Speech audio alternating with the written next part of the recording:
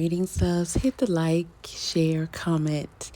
So, this scrub had some things to say about Francis Ngannou not taking the Jake Paul fight. Listen up. Yeah, Jake Paul doing the thing, Jed.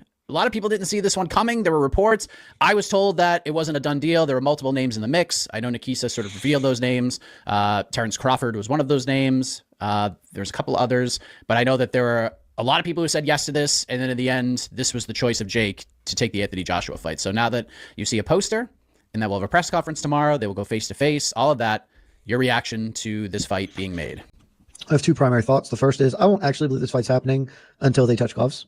When they touch gloves in the ring, I'll be like, okay, because it's happening. But there's some space between now and whatever mid-December. So I'll believe this when I see it. That being said, I've thought about it a lot.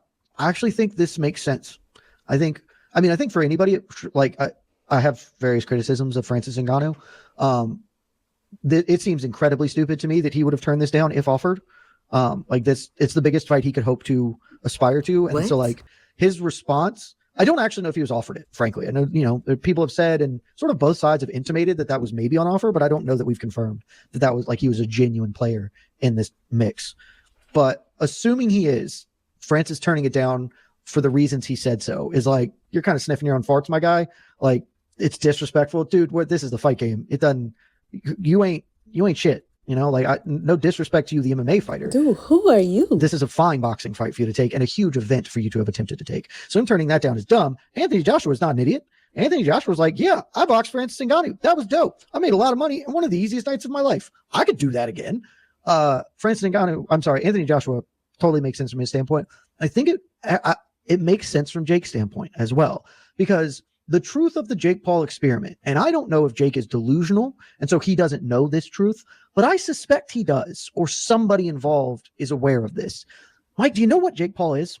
Very, very simply, do you know what Jake Paul is as a boxer? He's a prize fighter. No. What he is a hog being fattened up for slaughter. Because he's not good at boxing. Like, he's not bad. I'm not here to trash him as a boxer. Considering when he started, he's fine. Like, he is exactly the level I would imagine a decently athletic person with all the resources in the world and a genuine passion for the sport to get to, which is, he's probably not even a club level fighter. Like, there are just a million dudes of similar age and experience level who would tune that man up. Tommy Fury beat him, and Tommy Fury isn't very good. That's who Jake Paul is. But he is a hog for slaughter, and you fatten him up. And he has been being fattened up on the victories over small, old MMA fighters. But at some point, the pig has to go to the fair. And so this is that, except for it's the smartest way to do it. Because once you slaughter the hog's slaughtered. Now you're just making bacon, right? Once Jake goes, that's the end of it. There's no other juice to squeeze out of him. Except now there will be. Because no one will begrudge him this. He will get to say, I dared to be great after he gets knocked out. He'll lose some brain cells. That'll suck for him. But like, I've been knocked out. It's not fun. It's not the worst thing in the world. And everybody will understand it. It's an explicable loss. Losing to Tommy Fury kind of sucked because everyone's like, Tommy Fury sort of blows and you lost to him. But he moved past it. He loses this. Everyone's like, yeah, Anthony Joshua is bigger, stronger, and a much better boxer than you. Of course you lost.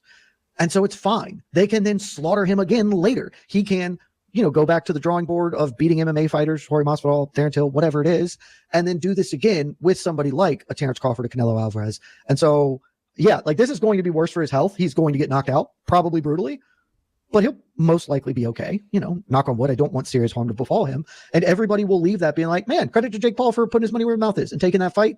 And then he can go back to running his grift. I think this makes a ton of sense, honestly.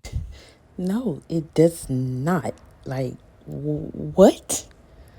Anywho, this is what Francis had to say about taking that fight. Gervonta Davis to Francis Ngannou.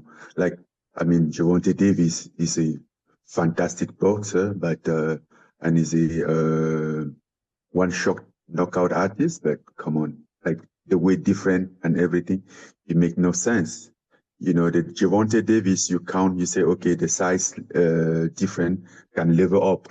But at this point, for me to, it make no sense. Did they reach out though? We see a bunch of names that are out there as potential opponents. Did Jake's team reach out to you and at least express to see if you were interested? Yes, Nikisa reached out the other day and tell me how they need a replacement for Javante. And after I listened, I wasn't getting it. Then I say, okay, what can I do for you? What exactly?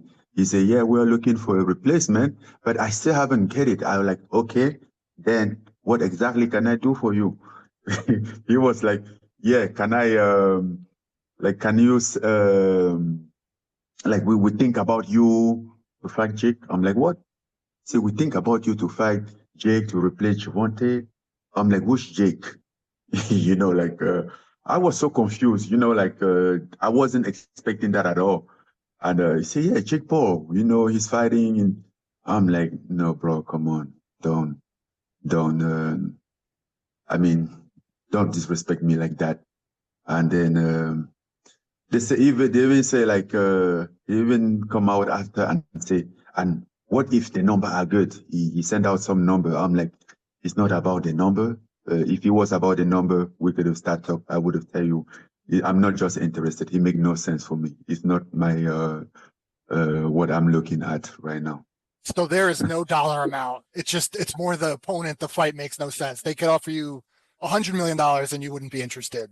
The fight made no sense. That's what I think. That's my position.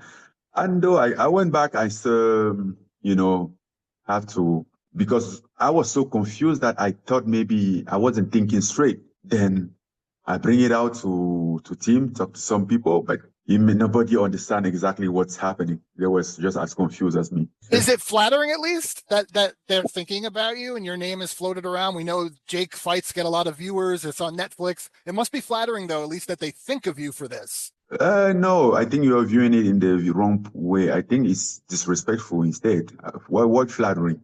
No, I get, yeah. What flattering? Like, come on. So if my I don't know, I don't see it that way. Maybe I'm wrong, but that's not the way that I see it. But I have no interest into that. Now, you're not wrong. You heard the man. He said what he said.